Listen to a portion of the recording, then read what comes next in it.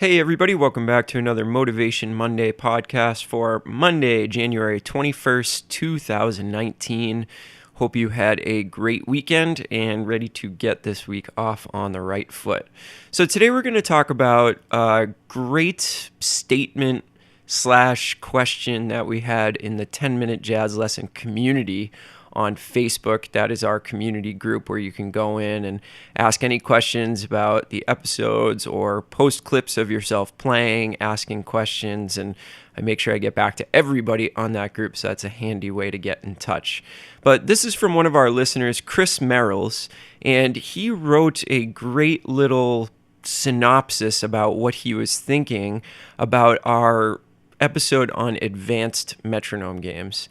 And what this has to do with is self-talk. And I think that this is a really, really important topic that we're going to just talk about briefly this week.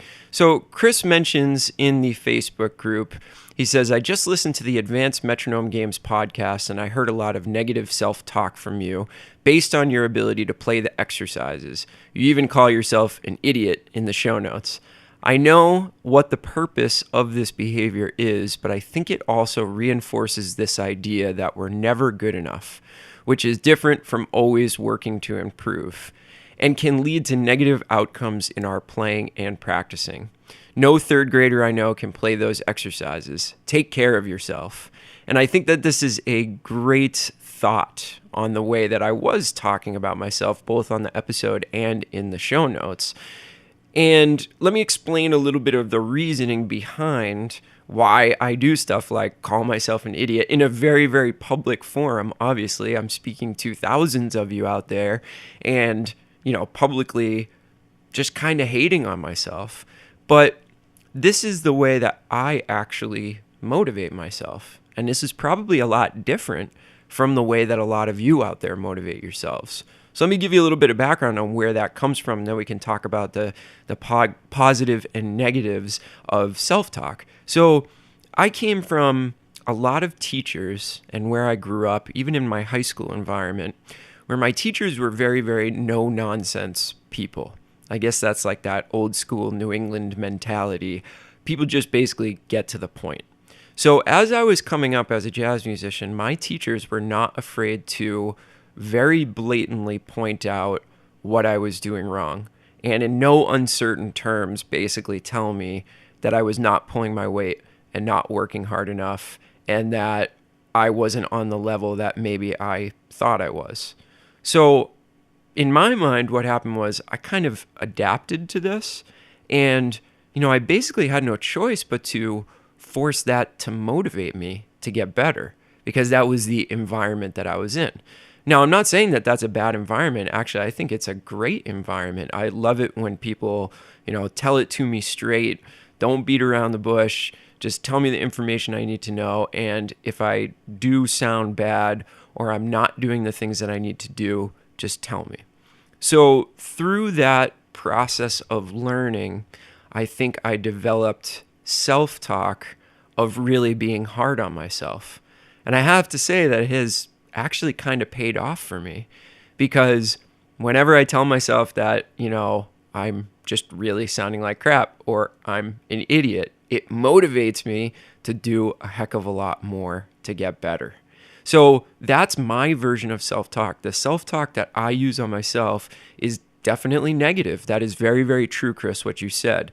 I do participate in negative self-talk, but the outcome of it for myself is very good, is very positive.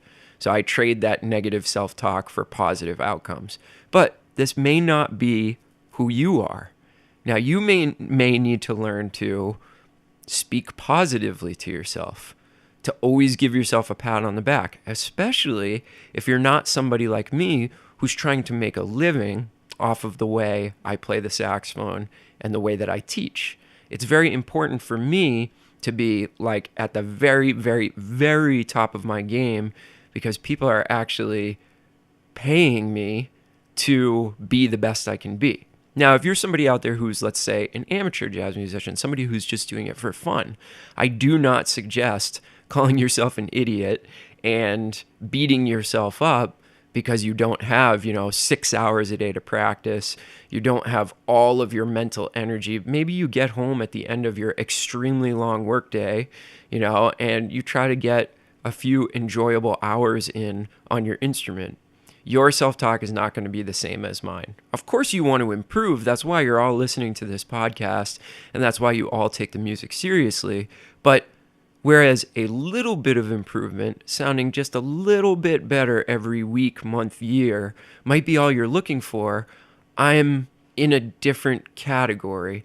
And I'm not saying that to pump myself up, is that literally this is my whole life. Whereas for you, it may not be.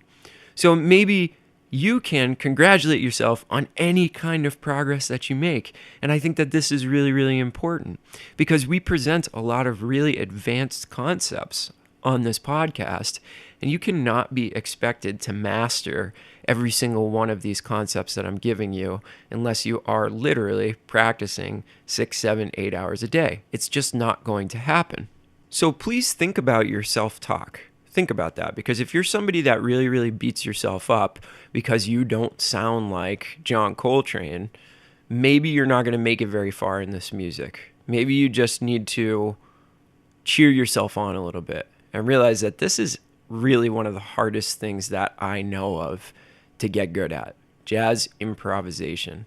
We're not playing, two-chord pop songs. We're playing extremely intricate, difficult, creative music here when we play jazz. So if you're somebody that has this negative self-talk and it puts up a roadblock between you and picking up your instrument every day, or you and learning something new every week, maybe you might want to change that self-talk around to a little bit more positive. So think about that this week. How do you talk to yourself when you think about practicing and getting better and pursuing this craft of playing music? Now, I'm probably not going to be changing my self-talk because it works for me. And I will let you know that when I do reach major milestones in my playing, I do kind of congratulate myself. But only for a second, because I know I need to get on to the next thing. But remember, you're not me. So if you're somebody who's causing harm to yourself and your journey on your instrument, then maybe you should think about changing that self-talk to something more positive. All right? Let me know what you think about that. Chris, thank you so much for leaving that comment in the 10-Minute Jazz Lesson Community Facebook page. I really, really appreciate it. Gives us something to talk about, some important things from our listeners.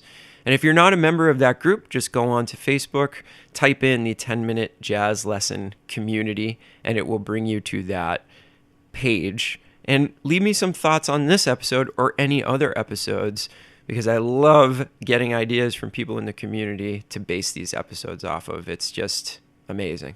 All right, we'll talk to you soon. Have a great week, everybody. Remember to take care of yourself and talk to yourself in a way that's ultimately going to be productive for you. All right, we'll talk to you soon. Bye.